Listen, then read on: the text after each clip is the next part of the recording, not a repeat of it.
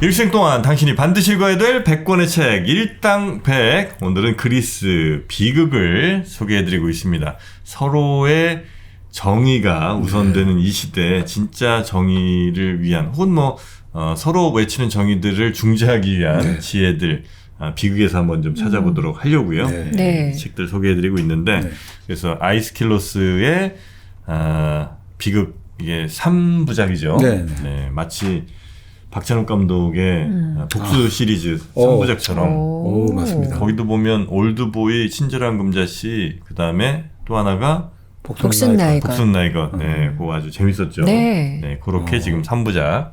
복수 3부작, 이런 비극 3부작도 재밌네요. 네, 그래서 이제 아가멤논의 귀환. 더러운 가문 이야기. 아트레우스 가문 이야기죠. 네, 그 가문 이야기 좀 있었고, 그리고 아가멤논이 죽는. 그리고 또 그 아가멤논이 죽은, 아내에 의해서 죽은 아가멤논의 또 복수를 하는 그 아들. 참, 우리가 일상생활에서 아마 겪기는 어려운 그런 상황이지만 아마 이것도 뭔가를 상징하는 이런 게 좀 있겠죠. 그러니까 이게 결국 비극이 본격적으로 꽃을 피운 게, 비극이 가장 발전한 게 기원전 5세기거든요. 그러니까 왜 지금 이렇게 극단적인 그 가문의 복수의 사례를 통해 가지고 아이스킬로스가 말하려고 하는 게 뭐냐. 그 당시 바로 아테나이가 기원전 5세기경에 귀족 정치에서 민주주의로 이행하는 단계였거든요. 과도기란 게 항상 힘들잖아요. 서로의 이제 정의가 부딪히게 되고 권력 체제가 구조가 바뀌고 이러기 때문에 그 과정에서 일어나는 여러 가지 이제 법적인 이제 소송들 이런 것들이 막 만들어지고 이럴 때 과연 정의와 정의가 부딪힐 때 우리가 어떤 식으로 해서 그러면 이 정의를 만들어낼 것인가. 그리고 지금까지는 법적인 정의가 이제 만들어지는데 그 전에는 말 그대로 힘과 폭력에 기초한 정의였단 말이죠. 그래서 눈에는 눈, 이에는 이, 피에는 피 이런 힘과 폭력에 기초해 가지고 하는 게 정의였는데 이제 민주정으로 가야 되는데 끊임없이 힘과 폭력 갖고는 그럼 사회가 망하잖아요. 그럼 어떻게 해야 이게 정의가 만들어질까? 이 고민 속에서 이제 이 작품이 나온 거죠. 사실. 그리고 이제 이런 극단적인 상황을 설정을 해야 어쩜 우리 일상적인 상황에서의 그 어려움들을 비교적 쉽게 생각할 수 있으니까 맞습니다. 오히려 이런 정말 극단적인 상황을 설정했을 수도 있겠네요. 보니까. 그리고 그때 한번 말씀을 드렸습니다만 그리고 당시 그 히랍 사람들이 당도했던 삶의 조건들이 있지 않습니까? 그때도 끊임없이 전염병이 유행하면 사람들이 많이 죽고 또 밖에 안에서 그렇게 먹고 살 게 없으니까 생산보다는 그 사람들은 이제 장사를 하러 가야 되잖아요. 그 바다에 배를 띄운다는 건 항상 그 위험한 죽음에 감수를 해야 되고 전쟁은 끊임없이 일어나고 그러니까 참 이게 오늘 무사하다고 해서 내일 무사하다는 보장이 없거든요.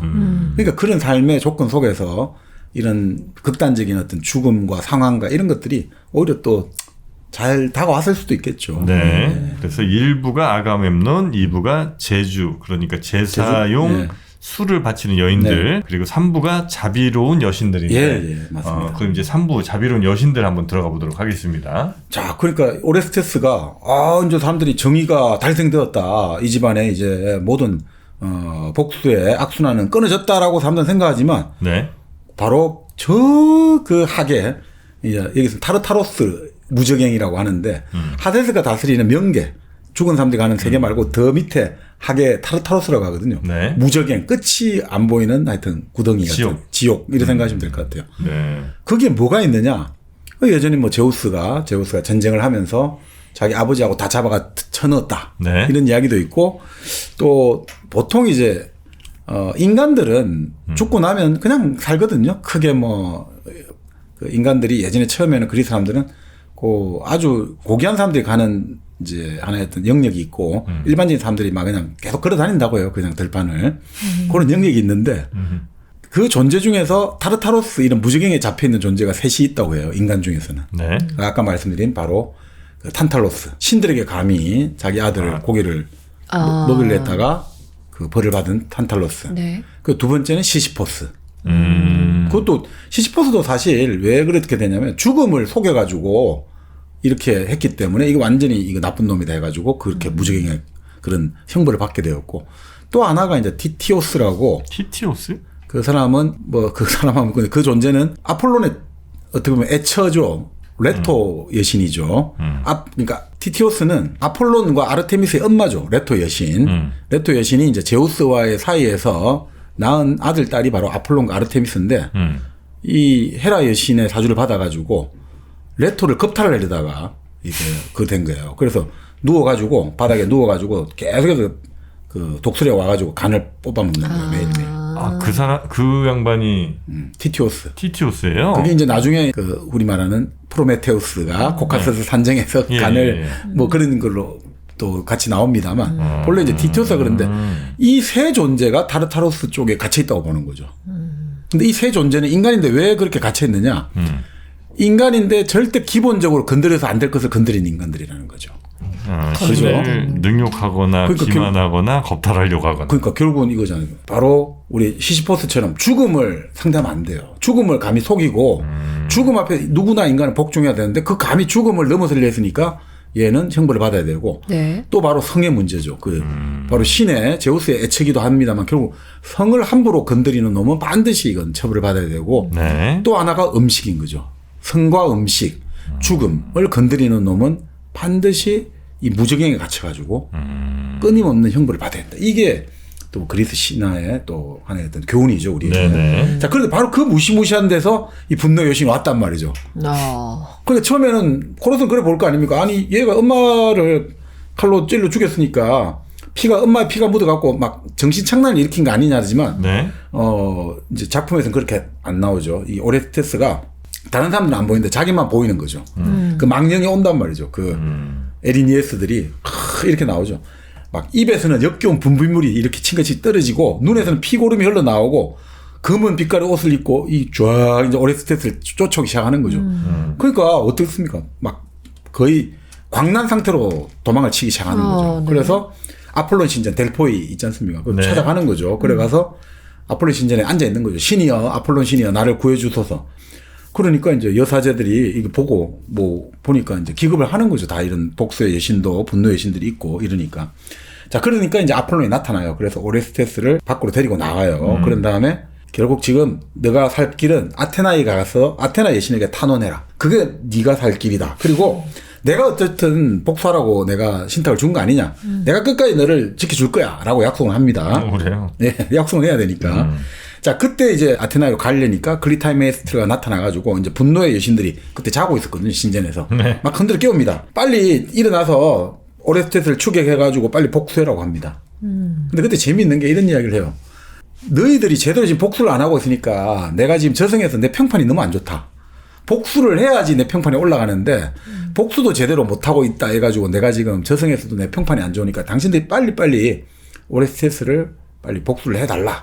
라고 이제 막 깨우기 시작합니다. 그러니까 그 얘기를 한 사람이 바로 클리타임네스라. 그 엄마. 오레스테스의 엄마죠. 엄마가 빨리 복수의 여신들이여, 분노의 여신들이여, 빨리 우리 아들 오레스테스에게 너희들이 복수를 해가지고 저는 빨리 어떻게 처리를 해줘. 그래야지 내가 저승에서 마음 편하게 돌아다닐 수 있어.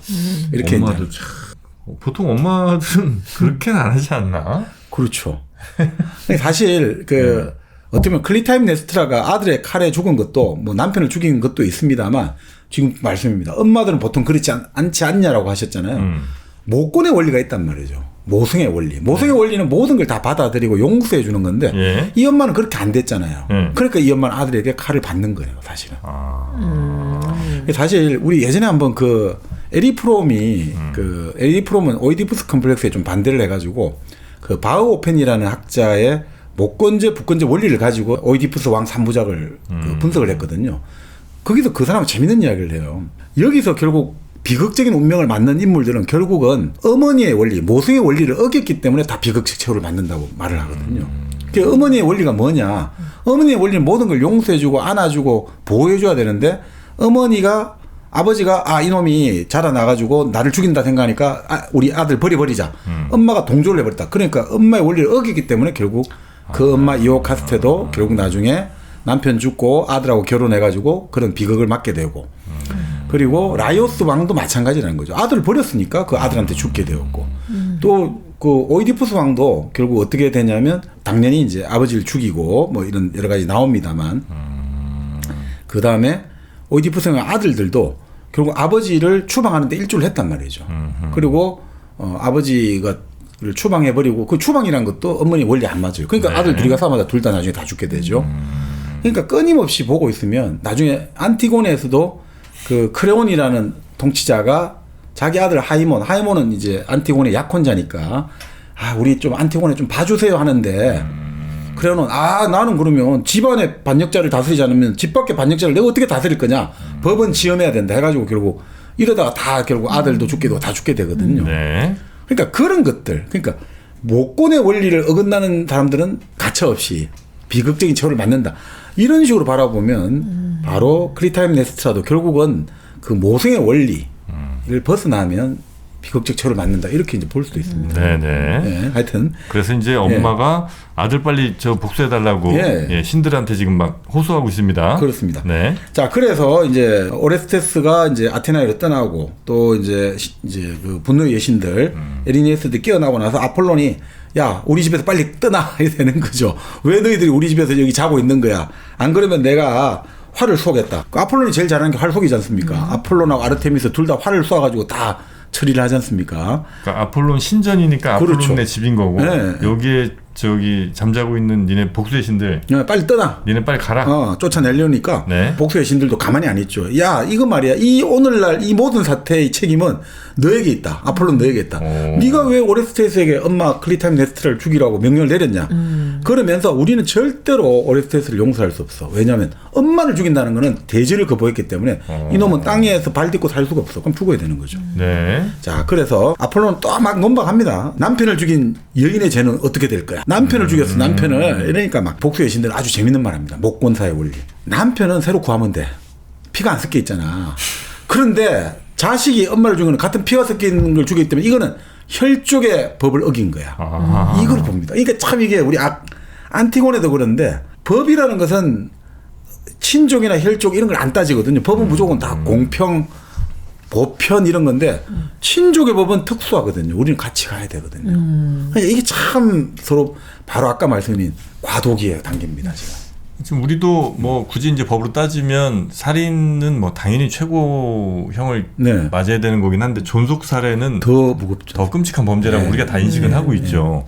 이 부분에서 말씀하신 것처럼 그러니까 정의를 어떻게 구현할 거냐, 어떻게 그 부분이 여기 좀 많이 나와 있는 것 같아요. 그러니까 그 복수의 여신들은 야 봐라 지금 이 친혈육을 죽인 이놈을 어떻게 용서하냐, 이건 말이 안 된다. 이걸 처단하는 게 정의다라고 아마 주장을 하는 것 같고 아폴로는 그러기에는 이 아내가 남편 죽인 그 죄가 먼저 있었기 때문에 그게 선죄가 있었기 때문에 아들의 복수는 정당화될 수 있다. 그렇죠. 이렇게 서로 이제 정의를 계속 주장하는 거죠. 그렇죠. 그런데 이제 아까 말씀드린 복수의 여신들은 모계사의 원리거든요. 아니 아버지 아가멤논이 먼저 딸을 죽였잖아. 이거 어떻게 설명할래 이런 거예요. 근데 아가멤논 또 할 말이 있거든요. 아니 내가 딸을 죽이고 싶어서 죽였나? 우리 그리스 전체 동맹하고 약속을 했지 않냐 공적으로. 우리 함대를 출항해서 트로이를 가자. 근데 지금 함대가 못 가고 있어. 근데 아르테미스 여신이 내 딸을 죽여야만 이 함대를 출항시켜준다. 그러면 나도 얼마나 고민을 했겠냐. 그렇지만 나는 공을 위해서 살을 희생한 거야. 서로 정의가 다 부딪히는 거예요. 그러네요. 참 이게 힘든 이야기인 거죠. 다 할 말이 다 있는 거예요. 비극의 특징은 한쪽이 나쁘고 좋은, 뭐 나쁘고 착하고 악하고 이런 게 있습니다만 다 할 말은 다 있는 거야. 악인도 할 말이 있는 거예요. 이게 비극입니다. 그러니까 절대적으로 한쪽이 선하고 한쪽이 나쁘다. 그건 비극이 아니에요. 그건 멜로 드라마고 비극의 특징은 그 나쁜 쪽도 할 말이 있는 거예요. 그 예전에 왔다 장보린가 보면 그 연민정 나오잖아요. 근데 연민정도 나중에 할 말이 있잖아요. 이 어려운 환경 속에서 나중에 있어갖고 나중에 마지막 뭐 뭔가가 나오잖아요. 그런 식의 해심이랄까. 그러니까 비극이라는 것들 그리고 사람들 있잖아요. 절대적인 선거 할까 하면 절대 안 봐요. 마지막에 이 악인도 뭔가 그래도 쟤도 저런 뭔가 있었겠구나라고 사람들로 하여금 뭔가 저런 나쁜 놈을 현실에서 만나면 얼마나 무서울까 하는 공포와 동시에 아유 저 나쁜 놈도 저렇게 나쁜 짓 하는데 다 이유가 있구나라는 연민을 줘야지. 그래야 사람이 즐거움을 느끼거든요. 그 영화 같은 데서 보면 그 빌런이 그냥 스토리 없는 빌런, 그냥 나쁘기만 한 그런 빌런들은 매력도 별로 없고.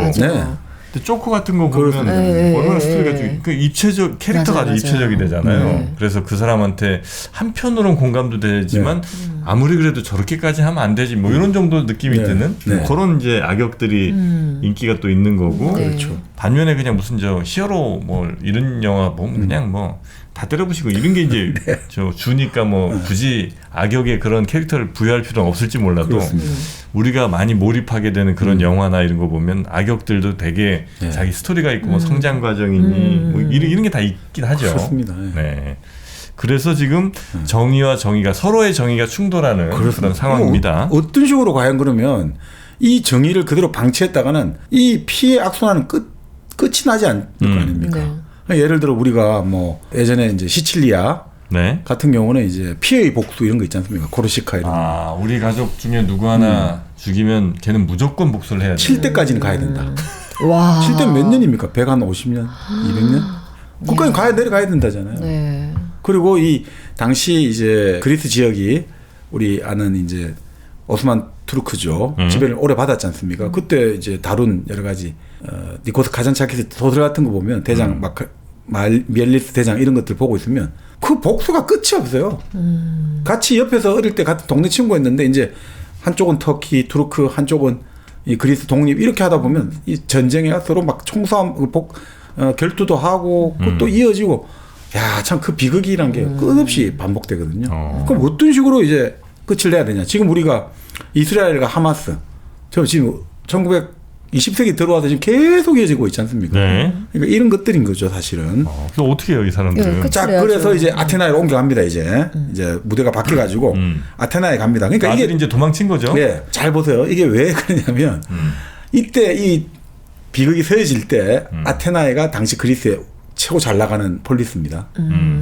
그러니까 우리 아테나이가 모든 걸 다 해결해 주마. 이게 깔려 있는 거예요. 우리 아테나이가 모든 폴리스들의 문제를 우리가 다 해결해 주마. 우리가 세계의 중심이고 우리가 패권 국가 아니냐. 우리가 정말 어려운 문제들 다 우리가 해결해 줄 수 있어. 라는 거를 이제 암시해 주는 거죠, 사실은. 네. 그래서 아테나에 옵니다. 그래서 와서 이제 아테나 여신의 신전, 당연히 아테나이나 아테나 여신을 받드는 거죠. 그래서 우리가 흔히 말하는 파르테논 같은 경우도 네. 처녀 여신의 집이잖아요. 처녀의 집이잖아요. 그러니까 아테나 여신이 처녀지 않습니까? 그러니까 그리고 아테나 여신은 어떻게 나왔습니까? 제우스의 머리를 쪼개고 튀어나왔죠. 아, 그런가요? 그러니까 이것도 재밌습니다. 본래 이 이전의 정의는 힘이죠. 제우스는 벼락, 번개를 내리치잖아요. 그러니까 힘으로 모든 정의를 구해냈는데 이 아테나의 여신은 힘도 세죠. 우리 아테나 여신이 뭐 동방불패죠. 정말 동방불패 그리스 불패인데 대신 또 아테나 머리에서 튀어나왔잖아요. 지혜도 있어요. 그러니까 이게 같이 중의적으로 있습니다. 네. 자, 그래서 아테나 여신의 신전에서 이제 여신의 신상을 껴안고 이제 탄원하고 있습니다. 오레스테스가 도와주셔서. 자, 그런데 이제 그 주위를 분노의 여신은 저주의 노래를 부르면서 계속 둘러싸고 있습니다. 자, 이럴 때 이제 신전 안으로 아테나 여신이 딱 들어오게 됩니다. 딱 들어와가지고 아니 지금 이 분노의 여신들이 당신들 정체가 뭐냐라고 물어보는 거죠. 그러니까 자기들은 밤의 무서운 딸들이다. 밤의 딸들이다. 뭐 그런 이야기를 합니다. 그래서 하계에서는 저주라고 일컬어진다. 뭐 그런 이야기 하는 거죠. 그러니까 뭐 이 에리니에스들의 정체는 뭐 그 우라노스의 딸이라는 소리도 있고 하늘의 신, 가이아 신의 딸이라는 소리도 있고 그다음에 녹스의 신인가요? 하여튼 그 밤의 여신의 딸이다. 뭐 여러 가지 설이 있는데 네. 어쨌든 자 그렇게 말을 하는 거예요. 자 그러면서 우리는 친족을 살해한 그 바로 오레스테스 같은 사람들에게 보복하는 것이 우리의 정의다 이거죠. 그러니까 아테나 여신 당신 지혜가 최고 아니냐. 지혜 최고니까 이 오레스테스의 모친 살해한 것을 공정하게 심판해 주시오. 이렇게 요구합니다. 네. 그래서 아테나 여신이 이제 오레스테스가 자기 신상하고 탄원하고 있으니까 니도 할 말 해봐라 된 거죠. 네. 그러니까 이제 자기 소개를 하는 거죠. 나는 아르고스 사람이며 나의 아버지는 아가멤논이다 라고 말하는 거죠. 그리고 내가 엄마를 클리타임네스트라를 죽인 이유는 아버지의 원수를 갚기 위한 거다. 그럼 아버지의 원수를 가만히 방치할 거냐. 네. 아폴론 신이 나에게 명령을 내렸다. 그러니까 나는 죽일 수밖에 없었다. 그러니까 옳고 그런 거는 아테나 여신 그 당신의 결정에 따르겠습니다 되는 거죠. 그래서 아테나 여신이 여기서 아주 이제 머리가 좋잖아요. 네. 이 사건은 내 혼자 결정하기는 너무나 중대하다 이거죠. 그래서 이 살인 사건을 공정하게 재판할 수 있는 아무런 정말 흠집 없는 깨끗한 가장 훌륭한 아테나 남성 시민으로 배심원단을 구성하겠다라고 말해요. 그러니까 이게 참 재미있습니다. 아까 군주정에서 민주정으로 옮겨간다 했지 않습니까? 네. 신들의 시대, 영웅의 시대. 호메로스가 우리가 일리아드 오디세이를 쓰고 이게 결국 그리스 모든 비극과 서사시와 뭐 모든 것들이 원천이 되었습니다만 예. 그때 정의의 원천은 신입니다. 신의 뜻이거든요. 근데 지금 아이스킬로스가 쓰고 있는 비극에서 신도 있지만 인간이 나오고 있습니다. 민주정으로 간다는 걸 보죠. 인간들이 배심원이 되어가지고 우리가 판단한다는 거예요. 네. 이게 아주 재미있는 겁니다. 그러니까 그리스에서 우리 어떻든 간에 우리가 하나의 어떤 다수의 인간들이 모여가지고 스스로가 통치하는 정치 체제가 세계에서 최초로 나왔다는 거. 인본주의가 나왔다는 게 여기서 이 재미가 있거든요. 그리스 현명한 시민들을 배심원으로 삼아서 네. 지혜의 신임에도 불구하고 네. 내 지혜로 해결하는 게 아니고 그 시민들의 뜻에 따라 결정하겠다. 배심원단을 구성하자. 야. 그러네. 이거 완전히 새로운 전환점이 온 거네요. 네. 자, 그래서 무대가 이제 아레오파고스의 법정입니다. 네. 그래서 이제 아레오파고스는 이제 아크로폴리스 성산이라고 하죠. 성스러운 산. 그 이제 맞은편에 있는 뭐 그런 언덕이었나 하여튼 뭐 그렇게 하는데 또 가봤죠 거기. 이 그리스 아테네 밤이 되면 네. 그 파르테논 신전에 이렇게 불이 샥 조명이 딱 밝혀집니다. 네. 그걸 바라보고 있는 데가 아마 그 말씀하신 그 맞은편이라고 뭐 나와 있네요. 겁니다. 예. 네. 자, 거기서 이제 배심원단이 딱 이제 아테나가 인도에서 법정으로 입장합니다. 네. 그래서 이제 아폴로는 이제 오레스테스의 변호사 자격으로 딱 들어옵니다. 아폴로 신도 이제 변호를 해줘야 될 거 아니에요. 예, 자격 명령을 내렸으니까. 예. 자, 그리고 이제 아폴론이 쫙 이제 변론을 멋지게 하는 거죠. 예. 이 오레스테스 내가 명령을 내렸기 때문에 그거 내가 책임을 내가한테 있다. 자, 그러면서 엄마에 대해서 공격을 시작합니다. 이 아폴론이 상징하는 거는 북권제사의 법이고 질서고 가부장입니다. 자, 그래서 엄마는 그냥 양육자에 불과하다는 거예요. 생산자가 아니다 이거예요. 생산자가 아니라 양육자에 불과하기 때문에 진정한 부모가 절대 될 수 없다고 딱 말을 해요. 진정한 부모는 누구? 아버지밖에 안 된다는 거예요. 그래서 엄마는 아버지의 씨가 뿌려지는 밭 중에 하나에 불과하다. 밭이 여러 밭이 있는데 그 중에 하나인데 뭐 그걸 가지고 그러냐. 아버지는 단 하나다. 그래서 아버지가 정말 중요하다. 그래서 부친을 살해하면 이거는 정말 이거는 절대 용서가 없는 중죄에 해당되지만 모친 살해는 그렇지 않다라고 하는 거죠. 그러면서 아테나 여신을 끌고 들어갑니다. 네. 당신도 엄마 없이 아버지한테만 태어났지 않느냐. 단성생식 아니냐. 그러니까 당연히 아버지를 더 중시해야 되지 않겠느냐라면서 이제 다 이렇게 호소하는 거죠. 변호인 별론데.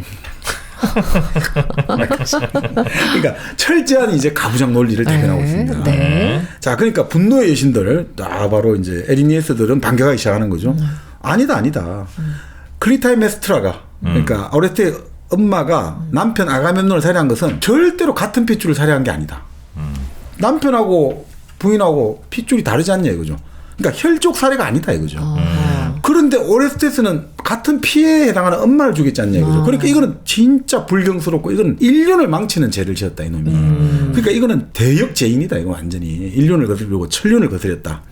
자, 그렇게 이제 딱 반박을 했단 말이에요. 그러니까 아폴론이 다시 탁 또 반박을 합니다. 네.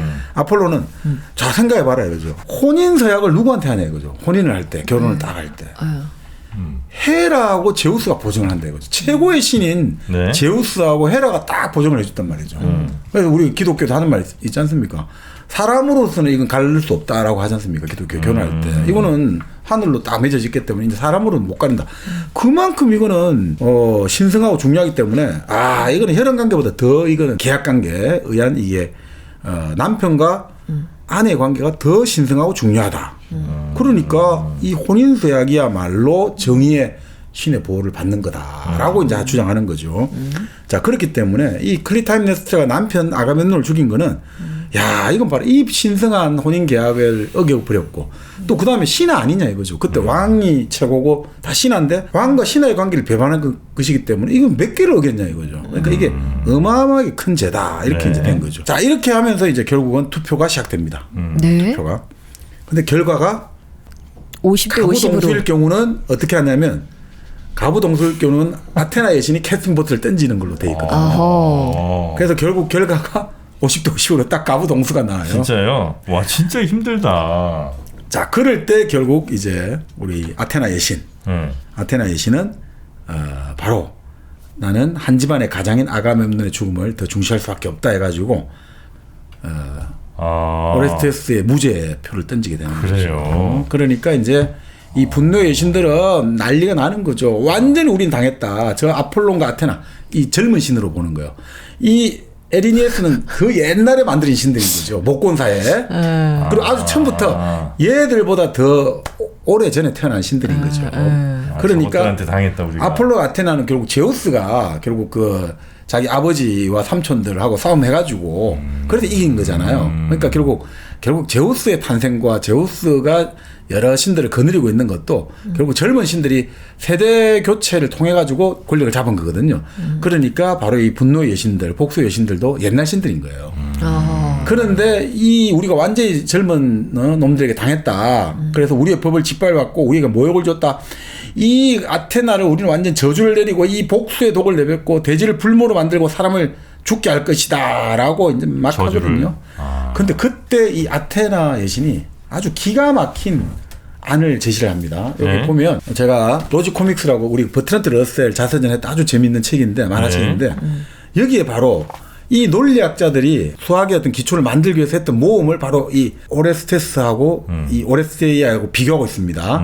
그래서 이 끝이 안 보이는 것들 속에서 우리는 어떻게 하면 끝을 만들 수 있을까? 결국 이 수학자들의 결론은 절망이었거든요. 네. 근데 이 절망이었어요. 더 이상 이제 우리는 수학은 그 자체로 스스로를 증명할 수 없다는 절망에 부딪혔는데 거기서 뭐가 나왔냐면 그 절망에서 컴퓨터가 나온 거예요. 그 절망에서 폰 노이만과 바로 튜링. 이 그 절망 속에서 지금 만드는 게 컴퓨터예요. 지금 우리 AI가 만들어진 거거든요. 네. 더 이상 수학이 끝을 더 이상 우리는 더 이상 이제 끝에 도달했고 우리는 아무것도 할 수 없다는 그 끝 속에서 결국 컴퓨터를 만들어냈듯이 네. 바로 오레스테스도 그래서 이 작자들이 이 오레스테이아를 엄청나게 인용하고 있습니다. 그래서 이런 이야기를 합니다. 복수의 여신들이 마지막 말을 하면서 너희가 자기 어머니를 죽인 이사네에게 무죄를 선고한다면 그녀의 피가 영원토록 너희의 머리에 남을 것이고 우리는 아테나의 시민 모두에게 무시무시한 경고를 보내겠어. 이렇게 막 이제 이야기를 하거든요. 네. 근데 그 와중에 이제 우리 아테나 여신이 결국 나는 그래도 오레스테스에게 무죄의 표를 던지겠다. 이러니까 이제 그 복수의 여신들이 막 괴로워하고 저주를 퍼붓습니다. 밤의 딸들이여 저들이 우리를 능멸했소이다. 아테네 시민들아 정오로 가득 찬 나의 분노가 너희를 향한다. 저들이 우리를 모욕했다라고 이제 막 난리를 치거든요. 네. 그런데 그때 아테네 여신이 한마디를 딱 합니다. 복수의 여신들이여 이 법정을 모욕하지 마시오. 당신들은 모욕당하지 않았소. 복수를 택하지 마시오. 아니 왜 우리가 모욕 안 당해서 우리 모욕 당했잖아요. 그러니까 그렇지 않습니다. 당신들이 나보다 더 늙었고 따라서 더 지혜로움으로 나는 당신들의 분노를 용인하겠소. 당신들 분노를 난 받아들이겠소. 그러나 오판하지 마시오. 나의 제안을 똑바로 들으시오. 이 제안을 하기 시작합니다. 아테나이를 당신들의 집으로 삼으시오. 더 이상 저 하계에 가지 말고 아테나이를 당신들의 집으로 삼으시오. 내가 약속하거니와 나의 시민들은 당신들을 공경할 것이오. 그러니까 분노의 여신들이 웃기고 있네 되는 거죠. 야, 저 시민들, 배심원들 우리를 조롱했고, 저 아테나, 저 여신 저거 교활해가지고 저거 우리를 지금 또 무슨 저 계략을 꾸밀지 몰라. 라고 하는데 아테나 여신 계속 제안을 합니다. 복수의 여신들이여 설득을 존중하고 성스러운 이성의 힘으로 구현한 정의를 존중하시오. 이제 설득입니다. 지금까지 제우스의 정의는 힘과 무력이었는데 이제는 설득입니다. 아테나 이제 설득을 하기 시작합니다. 힘으로 구현한 정의가 아니라 설득을 통해서 구현한 정의를 존중하시오. 나의 도시에 머무르시오. 좋은 일을 하고 그 대가로 좋은 것을 받으시오. 그 분노의 여신이 아니 이게 무슨 잡소리야 되는 거죠. 아니 당신의 도시가 뭘 줘가지고 우리에게 빼앗아 간 것을 보상한단 말이오. 당신이 우리에게 강탈한 권력을 무엇으로 대신할 수 있겠소? 아니요. 만일 당신들의 분노를 느껴본 적 없는 남자나 여자라면 그는 삶의 진면목을 전혀 모르는 자요. 우리는 사람이 살아가면서 어떻게 좋은 것만 느끼고 살겠습니까? 우리는 어떨 때는 저놈을 죽이고 싶고 저놈을 당장 때려주고 싶고 그런 것을 느껴봐야지 삶의 모습을 안다는 거죠. 그러니 당신들이 여기 머물러야 해요. 여기 머물러서 당신들의 지혜로 나의 지혜를 더욱 풍요롭게 해주시오. 나와 함께 우리 같이 이 도시를 다스립시다. 이렇게 이야기해요. 너희들이 있어야 나의 지혜가 완전해진다. 너희들의 분노와 복수가 있어야지 나의 지혜는 더 완전해진다. 그러니까 우리 같이 다스립시다. 라고 이 분노의 여신의 분노를 싹 이렇게 길을 돌려갖고 아테나 주민들을 보여주고 오레스테를 보여주면서 정말 이 책에서 나오죠. 아테나 여신의 상징은 올빼미잖아요. 미네르바의 부엉이는 올빼미가 아니라 여우다. 여우 이렇게 나오는 거죠. 이렇게 머리를 잘 쓰냐 이거죠. 자 그러면서 아테나 여신은 이런 이야기합니다. 복수의 여신들이여 당신들과 나는 나란히 경배를 받을 것이요. 또한 나란히 우리 시민들의 삶을 좋은 방향으로 이끌시오. 그럴 권력을 당신들에게 부여하오. 그러니 이 복수의 여신들이 언니 나의 분노가 잦아드는 느낌이야. 언니 생각은 어때? 저 여자의 제안을 받아들일 병이 낫겠어. 자 그렇다면 제우스의 딸이요 아테나의 신에게 합의가 되었어. 우리 복수의 신들은 당신의 제안을 수락하고 영원히 당신과 함께 하겠소. 이렇게 이제 딱 마무리가 됩니다. 아니 이제 마무리를 뭐 좀 심플하게 해주셨는데 네네. 저도 이렇게 쭉 보다 네네. 보니까 네. 되게 여러 차례 네네. 아테나가 이 복수의 여신들한테 네. 정말 끈기 있게 설득을 하고 그 설득입니다. 네. 네, 계속해서 제안을 해요. 아하, 근데 이 복수의 여신들이 그래서 내가 이제 마지막으로 하나만 들어줘라고 하면서 죄를 벌해라. 응? 아니야.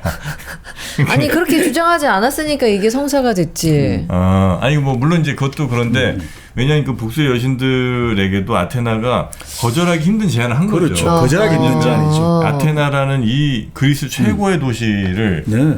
같이 다스리자. 다스리자. 그리고 그 정도로 어떤 나의 정적이 됐든 아니면 나와 상대가 되는 사람을 설득하는 데 있어서 나의 정의를 우선 그러니까 실현하기 위해서는 상대에게 그만큼의 뭔가를 줘야 된다는 걸 지금 여기서 맞습니다. 보여주고 있는 거 아니에요. 네. 그러니까 우리도 지금 야 쟤네 뭐 좀 잘못한 거 아니까 쟤네 다 뺏어오고 쟤네 이제 다시는 이 땅에 발 못 붙이게 해. 이제 네. 이게 우리가 지금 생각하는 정의고 이게 돼야 우리가 이긴 것 같고 뭐 이런 네. 생각들을 많이 하는데 네.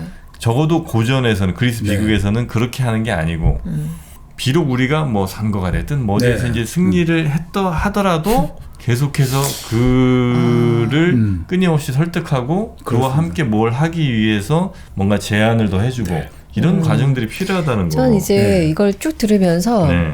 그 아테네 여신이 50대 50이던 어쨌든 선량한 사람들을 모아서 배심원으로 놨다고 했잖아요. 그러면 여기에는 전반 이게 인간에 대한 믿음이 있는 거예요. 이 네. 사람은 네. 선한 그렇죠, 사람. 그렇죠. 네네네. 그리고 얘네들이 내가 이런 걸 제안했을 때 나라를 같이 잘 다스려 줄 거라는 믿음. 네. 뭔가 어떤 선한 믿음이 있는데 우리 지금 현 사회는 믿음 자체가 없어가지고 그런 제안을 하기가 굉장히 두려워지는 그런 사회인 것 같아요. 제 느끼기에는. 그러니까 우리도 그렇죠. 그 네. 믿음을 좀 가져야 된다. 선한 그렇죠, 그렇죠. 사람. 네. 우리의 제안을 선하게 네. 받아들일 거라는. 그리고 네. 이제 그 상대가 내 제안을 받지 않을 것이다 네. 혹은 내 설득이 되지 않을 것이다라는 이제 생각들이 기본적으로 네. 깔려 있으니까 네. 아예 네. 그런 제안조차 안 하기도 하는데 네네. 내가 먼저 열고 그 다음에 그들에게 그런 제안들을 해야 그들도 뭔가 생각을 바꿀 여지라는 게 생기는데 일단 우리가 이겼으니까 따라와 이렇게 하면은 이건 뭐 답도 안 나오고 네. 끊임없이 복수의 복수로 이어질 수밖에 없는 그런 상황이라는 거죠. 그러니까 이게 결국 이런 것 같습니다. 그러니까 우리가 여기 책에도 재밌는 말을 하는데 지혜라는 게 뭐냐 이거죠. 지혜라는 지혜. 거. 그리고 행복이라는 게 뭐냐 이거죠. 행복. 우리가 다 가지고 싶어하는 게 행복을 가지고 싶어하고 우리 사회가 더 좋은 사회가 그거 다 동의하잖아요. 그거는 자나 우나 뭐 다 떠나가 다 동의하는데 바로 그걸 가지려면 우리가 생각하는 행복 이외의 것도 배제하면 안 된다는 거죠. 우리가 생각하는 지혜 이외의 것도 배제해서는 절대로 우린 지혜로울 수 없고 행복할 수 없다는 거죠. 아, 우리가 생각하는 저건 지혜도 아니고 저건 행복도 아닌데 라고 하더라도 그것을 배제하는 순간 그것은 다시 폭력의 악순환밖에 안 된다는 거죠. 그러니까 이게 참 그 안티고네에 보면 그런 대목이 나와요. 안티고네에 이제 크레온이 법을 상징하거든요. 국법을 상징합니다. 그리고 안티고네는 인간의 법을 상징합니다. 그래도 인륜이 있다. 그럴 때 안티고네의 약혼자죠. 하이몬이라는 바로 크레온의 아들이죠. 아들이 아버지한테 그렇게 이야기합니다. 아버지가 확 완강하거든요. 이렇게 해야 되고 안 돼. 절대 안 돼. 저렇게 해버리면 제 봐주다가는 이 나라를 어떻게 다스려. 그럼 우리 사회가 망해. 이러니까 하이몬이 그런 이야기를 합니다. 아들이. 아버지. 제가 아버지의 주장이 틀렸다는 것을 충분히 내가 입증하지 못한다고 해서 아버지의 주장이 옳다거나 아버지의 주장만이 완전한 지혜라고 생각하는 것. 그것만은 좀 말아주십시오. 내가 지금 당신의 주장이 틀렸다는 것을 완벽하게 반박하지 못한다고 해서 그러니까 너 반박하지 못하잖아. 그러니까 내가 옳아. 내 주장이 맞고 내만이 지혜다. 이런 것은 좀 말아주십시오 하거든요. 근데 그 아버지는 결국 그걸 안 했다가 결국 아들도 죽고 부인도 죽고 모든 게 다 죽어버린단 말이죠. 그러니까 결국은 중요한 거는 그게 핵심 같습니다. 우리가 지혜를 얻으려면 지혜가 아니라고 배제하는 무지나 미망의 부분도 허용할 때 지혜는 얻어진다는 거예요. 우리가 정의라고 할 때 정의가 아니라고 생각하는 부분도 저거 정의도 아니고 저 바보들이고 저 불인데 라는 부분도 근데 사실 배제만 해갖고는 절대 정의는 얻어질 수 없다는 거죠. 이게 당시에 과도기에서 참 이 폴리스의 어떤 지도자들이 상당히 고민했던 대목 아닌가 이런 생각이 좀 듭니다. 네. 그 이제 설득하는 장면 좀 재미있는 부분 이제 좀만 소개를 해드리면 아테나가 이제 먼저 얘기를 하는 거예요. 연기 좀 제대로 해주세요. 당신은 이 나라의 주인이 되어 정당하게 영원히 공경받을 기회를 가지고 계시니까. 그러니까 이 상대를 패배했다고 생각하는 게 아니라 당신이 주인공이고 당신이 승리했다는 식으로 얘기를 해줘요. 네, 맞습니다. 네, 그게 말장난이 아니라 아테나가 실제로 그렇게 아마 상대를 생각하는 것 같고. 그렇습니다. 그러니까 아폴로는 처음부터 되게 쫓아내고 그렇죠. 경멸하고 너는 아무것도 아니야. 아니, 다 나가 이런 식인데 아테나 처음부터 정중하단 말이에요. 계속 정중하게 네, 그 태도가 굉장히 예. 중요한 것 같아요. 그러니까 이제 그 복수의 여신들이 네. 여주인 아테나요, 내가 어떤 자리를 갖는단 말이요. 이때까지만 해도 약간 불신이죠. 네. 네, 그러니까 아테나가 온갖 고통과 곤경에서 벗어나는 자리 받아주시오 이렇게 얘기를 해요. 받아들인다면 어떤 특권이 날 기다리고 있어? 당신 도움 없이는 어떤 집도 번성하지 못할 것이요. 네. 당신이 그렇게 하여 내가 그런 힘을 갖는 것이요? 그렇소. 여러분을 공경하는 자의 행운을 세우려는 것이요. 그럼 앞으로 언제나 그것을 보장할 수 있겠소? 그렇소. 나는 이루지 않는 걸 말하지 않을 자유가 있으니까. 그러니까 이때부터 많이 누그러져요. 내 마음을 매혹하는 듯 분노에서 벗어나리다. 이렇게 이제 가거든요. 그러면서 그리고 그건 이 땅에 살며 새로운 친구를 얻는 걸 뜻합니다. 그러니까 또 여신들이 하면 이 땅을 위해서 무엇을 축원하라고 내게 말하는 것입니까? 아테나가 불명예가 아닌 승리에 어울리는 것들, 다시 말해 대지와 바다와 하늘로부터 온 것들 말이요. 그리고 찬란한 햇빛과 함께 바람이 공기를 불어주며 이 땅에 들어오게 해주시오. 이렇게 쭉 뭐 앞으로 네. 뒤로도 얘기를 쭉 하는데 그러니까 태도가 한 90%는 되는 것 같아요. 이 아테나가 설득하는 데 있어서 네. 그 상대에게 어휘나 뭐 이런 것들도 굉장히 맞습니다. 잘 해주긴 하지만 네. 그것을 넘어서는 그 태도, 상대방을 대하는 태도가 적으로 대하는 게 전혀 네. 아니고 마치 내가 모시는 사람처럼 이렇게 해주니까 그렇습니다. 예, 그 복수의 여신들도 뭐 여기서 녹아나지 않을 방법이 없다. 여기다 아마 아테나 여신이 여기서 나오지 않았습니다만 아마 1kg 커피 싹 한번 돌렸을 거예요. 1kg 커피 마시면서 얘기했겠죠. 네. 그러니까 싹 누그러졌죠. 아르테미스 한 잔씩 딱 돌리고. 네. 네. 아유. 그럼 뭐 복수의 여신들도 복수할 마음이 생겨나나.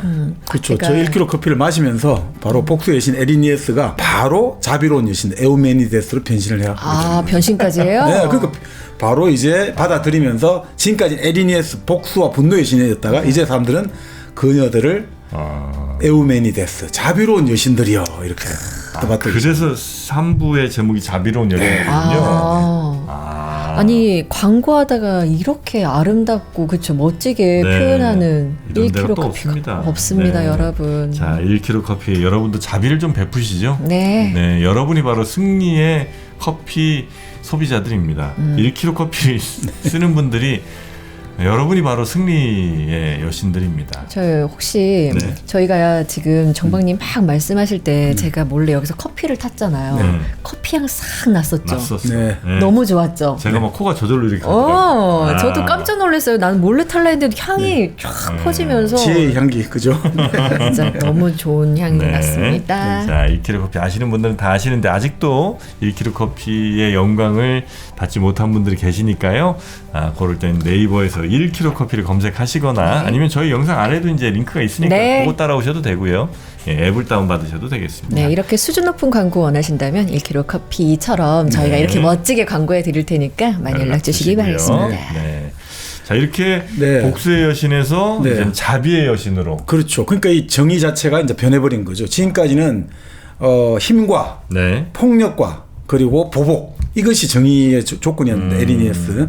근데 이제는 설득을 통한 정의. 네. 끊임없는 설득을 통해 가지고 우리 같이 다 함께 한번 공존해 보자, 공생해 보자. 그래서 사실 비극입니다만 이게 상당히 이게 아름다운 결말이고 그래서 마지막 장면을 보면 네. 결국 모두가 승자가 돼 버렸잖아요. 그래서 맞습니다. 이제 이 시민들이 배심원단 참여한 시민들하고 행진하는 걸로 끝나거든요. 행진을 한다는 거. 이제 결국 뭐냐면 우리 배심원단도 인간의 힘을 느낀 거죠. 우리가 저 무시무시한 저 복수와 분노의 여신을 우리가 어떻게 보면 다스릴 수 있다라고 보는 거잖아요. 그런 것들을 보면 신적인 휴머니즘이라고 해야 될까. 신을 존중하되 그 인간의 역할이 있는 신적 휴머니즘이 바로 아이스킬로스의 작품에는 상당히 배어 있다. 이런 생각이 좀 듭니다. 네. 그러니까 마지막 끝에쯤 가면 네.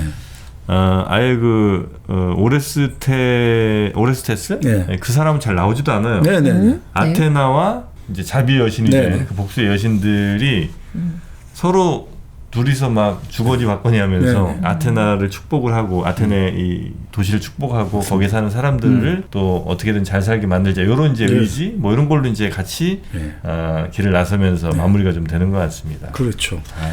물론 뭐 여기서 보고 있으면 여러 이제 정책 관점이나 여성에 대한 관점 이런 것들도 재미있게 그러니까 고전이라는 건 항상 뭐 다양하게 볼 수 있는 거니까. 근데 뭐 가장 어떻게 보면 핵심은 이제 정의의 관점이고 이 정의의 관점이 결국 좀 변하고 있고 아까 말씀드린 대로 귀족정에서 민주주의로 변하면서 그 당시 계속해서 이 사회적으로 발생하는 문제들 지금까지는 피해 복수 보복 당연한 게 됐는데 이렇게 계속 가다가는 더 이상 이 폴리스라는 것들 유지하기 힘들잖아요. 이 새롭게 발전하고 변화하는데 그러면 이제 법이라는 것들을 가야 되는데 이 법정에서 법이 구현되는 것들은 힘과 무력에 의해서 법정에서 정의가 구현되는 게 아니라 이제 설득에 의해서 그러니까 우리가 그리스 사람들을 민주주의라고 말할 때 결국 이 생각해 보십시오. 이런 여러 가지 재판도 하고 또 이제 민회가 열리지 않습니까? 자 이럴 때 사람들이 났습니다. 나서가지고 이야기를 하지 않습니까? 그럴 때 결국은 논리력이 필요할 것이고 연설을 잘해야 되니까 설득력이 필요할 것이고 표현력하고 애가 막 자기들 이제 이거에 대해서 서로 찬성이 있고 반대가 있고 싹 서로 견해가 부딪힐 거 아닙니까? 이럴 때 그 시민들은 다 바라보고 있단 말이죠. 기분이 얼마나 좋겠습니까? 결정하는 것은 내가 결정한다. 지금 투표하는 거 똑같은 거죠. 내가 결정하는 거야. 저 리더들이 나와가지고 뭐 리더라고 하지만 결국 저 사람들은 신분은꾼이고 우리의 종이고 저 사람들이 온갖 힘을 다 쏟아가지고 막 이거는 이렇게 가야 된다 저건 저렇게 가야 된다고 너희들 한번 말 좀 해봐 떠들어봐. 결정은 누가 한다? 우리가 한다. 이게 결국은 지금 현재 투표로 우리가 사람을 선출하고 왜 우리가 뭐 토론도 보고 연설도 보고 하냐면 결정권은 누구에게 있다? 우리에게 있다는 거죠. 네, 네. 이게 바로 결국 우리 민중에게 있다. 이걸 보여주는 게 결국 이 사실 아이스킬로스의 오레스테스의 이 마지막 장면이 바로 그걸 상징하고 있습니다. 네, 네, 네. 대신 이제 그들이 떠드는 내용에 대해서 우리 배심원들은 당연히 그걸 좀 충분히 알고 있어야 되겠죠. 네, 네. 네, 잘 모르는 상태에서는 저들이 막 거짓말을 하거나 막 화려한 언변으로 뭘 속이려고 할 때 그걸 이제 우리가 간파할 정도는 돼야 되는 거니까. 근데 그게 참 쉽지가 않은 게 결국 그렇게 이 꽃을 피운 아테나의 폴리스 그 민주주의도 얼마 못 가가지고 결국 소크라테스에게 독주를 내리지 않습니까? 독배를 내리지 않습니까? 네. 왜냐하면 사람들이 선전선동에 해가지고 오 소크라테스 다 죽여도 돼. 휩쓸려 가니까. 휩쓸려 간단 말이에요. 그러니까 참 그걸 보고 있으면 그래서 그 이후에 이제 소크라테스 제자인 플라톤은 완전히 이제 그런 대중민주주의에 대해서 엄청나게 비판적이 돼버린 거죠. 대중민주주의는 언제든지 중우정으로 빠지기 때문에 그래서 플라톤은 철인 정치. 아주 어릴 때부터 교육받은 엘리트들이 사적 욕심을 제거하고 자기 애도 놓으면 안 되는 거죠. 다 집단적으로 살아가지고 집단으로 애를 낳아가 집단으로 길러가지고 자기 애 이렇게 하면 자기 애한테 뭘 주고 싶으니까. 그래서 집단적으로 살자 남자 여자 이렇게 해가 엘리트들로 철인 정치를 해야 된다라고 좀 갈 수밖에 없었던 거죠. 일당백을 보시는 분들은 아무래도 한쪽으로 치우치지는 않을 것 같아요. 그래도 인문학적인 어떤 이런 것들을 많이 듣고 배우니까. 네. 그런데 혹시 구글에 좀 어떻게 아는 사람 좀 없어요? 구글? 네. 왜? 저는 유튜브 알고리즘이 그 인간의 어떤 뇌에 미친 영향이 너무 큰 것 같아요. 한쪽으로 치우치기에. 그래서 내가 알고리즘 자체를 약간 수정해서 내가 너무 이쪽만 보면 필시 이쪽도 몇 개 섞어서 같이 띄워주는 그런 것 좀 제한 좀 해주세요. 아니 그럼 본인이 좀 하세요. 아니야. 그냥 그것만 검색하지 말고 그거 검색했다가 나오는 거만 계속 따라보지 말고 내가 새로운 검색어를 계속해서 넣어야지. 내가 이쪽 검색어만 자꾸 넣지 말고 내가 보고 싶은 건 보지 말고. 능동적으로 해라. 그렇죠. 왜냐면 그거를 그들에게 기대하는 거는 너무 먼 얘기인 것 같고 그들은 그들의 뭐 이익을 위해서 하는 거지 뭐 어느 나라의 정치 상향 이걸 위해서 그들이 복무하진 않을 거 아니에요. 그들의 그냥 자본의 목적을 위해서 가는 사람들이니까 대신 우리들이 적어도 깨어있는 사람들이라면 이쪽의 얘기를 듣다가 저쪽은 도대체 무슨 얘기하는지 뭐 그에게 설득될 필요까지는 없지만 네. 무슨 얘기하는지 정도는 한번 들어볼 정도의 여유는 왜냐면 우리 얘기 내가 좋아하는 얘기를 한 10개 듣는다면 내가 싫어하는 얘기도 한 2-3개 정도는 들어보는 그 정도 여유는 우리가 갖고 있어야 지금 너무 좋은 말씀을 네, 해주신 네, 게 이 사람들은 서로 얘기를 듣잖아요. 그래도. 네, 아 맞습니다. 그렇죠. 네, 그렇죠. 맞습니다. 그런 것들이 좀 우리에게 필요하지 않나라고 얘기를 해봐야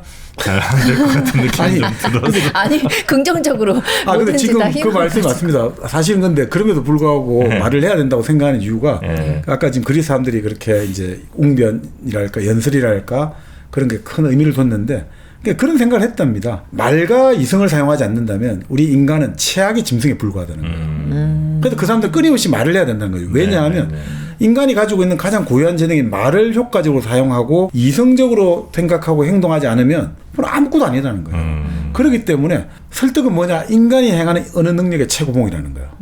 내가 어떤 사람을 설득해낸다. 그리고 나도 설득 당한다는 것 자체가 결국은 가장 이성적인 행위고 그것이 이제 폴리스의 가장 큰 총칼이라는 거예요. 그래서 우리는 폴리스, 우리 아테네는 이걸 통해 가지고 우리는 이 민주주의, 우리는 말과 이성을 통해서 우리의 스스로를 통치할 수 있고 지배할 수 있다. 너희들은 총칼로 사람들을 지배하지. 우리는 말과 이성을 통해서 서로 설득하는 걸로 간다. 그러니까 아테나의 민주주의가 최고 이런 스스로의 자부심과 자존감을 함양했거든요. 그러니까 지금 그럼에도 불구하고 이제 말과 이성을 사용하지 않는다면 결국 인간은 최악의 짐승에 불과할 거다라고 이제 보는 거죠. 그거 사실 지금 이제 유튜브나 여러 가지 정치적 대립에서 보고 있는 게 지금 최악의 짐승이 되고 있는 게 그런 거 아닌가. 그거를 서로 간에 설득을 서로 할 생각을 안 하지 않는다면 그건 뭐 최악밖에 안 된다는 거겠죠. 자, 우리는 그 최악으로 가는 길이 열려는 있는 것 같은데 그 길로 가지 말아야죠. 네, 맞아요. 가능하면 물론 이제 더 지금 옳게 느껴지는 방향이 있을 것이고 또 너무나 아니라고 생각되는 방향이 당연히 있으시겠죠. 네. 그러나 이제 과연 그럼 그들은 뭐 무슨 근거와 무슨 논리로 그런 얘기들을 짓거리는지 한번 얘기해봐라, 한번 드러나보자. 요 정도 마인드만 있더라도 이런 지금 우리가 목격하게 된 수많은 좀 극단적인 상황들을 조금은 피할 수 있지 않을까 하는 생각이 좀 들기는 하고요. 그러니까 사실 아이스킬로스가 이 오레스테이아의 마지막 부분에 결국 그러니까 비극이란 거는 비극적 상황을 제시하는 게 아니라 결국 비극적 상황을 해결하는 것이 비극이잖아요. 네. 결국 나온 게 결국 아테나의 신의 캐스팅 보트잖아요. 그러니까 정말 사람이 우리가 정치적으로든 도덕적으로든 딜레마에 처했을 때 이게 결국 인간의 힘만으로 안 된다는 걸 보여준다는 거죠. 네네. 신이 개입을 해가지고 문제를 풀어간다는 걸 보여주거든요. 네. 그래서 우리가 아까 일부에서 아이스킬로스가 가장 종교적인 작가를 했지 않습니까? 전쟁에 참전해가지고 정말 신의 어떤 인간 운명의 불가사의함, 신의 뭔가 역할, 신의 존재 이런 걸 느껴봤다고 했는데 지나치게 우리 인간이 만물의 척도고 우리 인간이 모든 걸 다 할 수 있다. 이 민주주의 또 그래 가다가 그래 갔는데 그러면서 아테나이가 또 몰락하거든요. 네. 아이스킬로스처럼 이런 도덕적 딜레마 상황에서 신의 역할을 요청하는 것들 이런 것도 상당히 필요하지 않느냐. 우리가 모든 거를 우리 기준으로 다 나는 이거는 어떤 사람이 와도 내를 격파할 수 없고 나를 설득할 수 없어 라고 생각할 때 그거 상당히 휴브리스거든요. 오만하거든요. 그때 신을 한번 생각해 보자 이거죠. 네. 불가능한 존재라지만 좀 라만차에 나오잖아요. 뭐 견딜 수 없는 교통을 견디고 뭐 잡을 수 없는 저 안에 배를 잡자 뭐 하던데 불가능한 것을 가능한 것으로 생각하지 않으면 인간은 절대 아포리아라고 해야 될까? 이 막다른 골목에서 헤쳐나갈 수가 없거든요. 그러니까 불가능의 가능을 좀 더 생각해보는 의미에서 우리가 오레스테이아를 읽어보면 상당히 좋을 것 같습니다. 이거 좀 재밌어요. 그리고 한번 요즘도 판매가 되는 책인지 되고 있습니다. 모르겠습니다. 여러 번역본이 있습니다. 도서관에 분명히 좀 있는 것 같고요. 그래서 오레스테이아 요거 한번 빌려서 보시든 아니면 뭐 사서 보시든 한번 보시면 내용들이 은근히 재밌습니다. 그래서 한번 이런 운율 같은 것도 이렇게 좀 있는 이런 것도 한번 경험해 보셔도 두껍지도 않네요. 금방 읽겠다. 그렇게 두껍지 않습니다. 그리고 뭐 이 비극 읽으실 때 좀 이제 도움을 받으시려면 저도 오늘 많이 인용한 게 임철교 선생이라든지 유정호 선생님 이런 좋은 책들이 많이 있으니까 그리스 비극 관련해 가지고 읽어보시면 많이 도움이 될 것 같습니다. 그렇습니까? 저희 원래 이제 오늘 다른 에우리피데스의 비극도 이것도 이제 소개를 좀 해드리려고 그랬는데 요거는 이제 다음 기회에 다음에 메데이아하고 히폴리토스하고 같이 엮어서 또 하면 재밌을 것 같습니다. 소개를 해드리도록 하겠습니다. 자, 오늘은 그리스 비극 오레스테이아. 예. 네, 이거 한번 소개를 해드렸고요. 재밌다고 느껴지셨다면 좋아요. 구독과 좋아요. 네, 네. 부탁드리도록 하겠습니다. 지금 46만 9천인가요? 오, 이제 곧 있으면 50만. 네, 와. 멀지 않았습니다. 네, 여러분과 함께 50만 축하 파티 한번 가고 싶습니다. 친구 한 명씩만 데리고 오면 50이 아니라 네, 금방이에요. 부탁드리겠습니다. 자, 그럼 저희는 다음 시간에 또 재밌는 책, 여러분께 유익할 만한 책 잘 골라서 여러분께 소개해드리도록 하겠습니다. 자, 오늘도 함께해 주신 여러분 고맙습니다.